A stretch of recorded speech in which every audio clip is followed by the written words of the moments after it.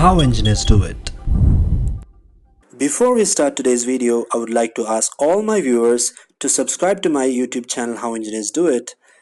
Share the video among all of your friends and also hit the bell icon to never miss another update. Hello friends, this is Mohammed Shakil here from How Engineers Do It, and in this video we'll try and understand the inception of Six Sigma. So before we learn different techniques and methodologies of Six Sigma, let's try to understand how this Six Sigma came into picture. So in the year 1970, a Japanese firm took over Motorola factory.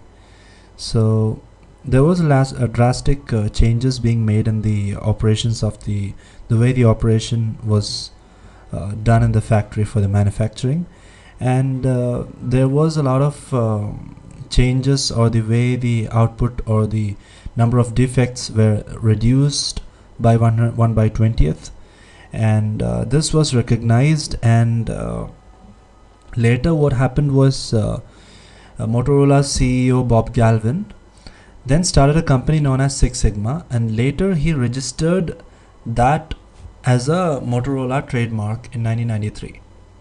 Using the Six Sigma, Motorola became the quality and profit leader. So the father of Six Sigma is called as Bill Smith, who was a vice president and the senior QA manager of Motorola at that time. So Bob Galvin adopted Six Sigma, and Bill Smith was the person to put down the original statistics and the formulas that were the beginning of Six Sigma culture. Later, Mikhail Hari helped to develop the initial 4 stages. Initially it was only 4 stages, but later now we have a lot of other stages.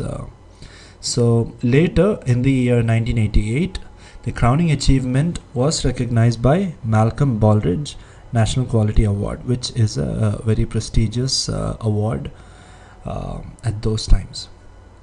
So that's it about the very basic understanding of inception of Six Sigma, I think, and I hope this is required for a person who is working on Six Sigma to actually understand how this came into picture, and I hope this video will help for that.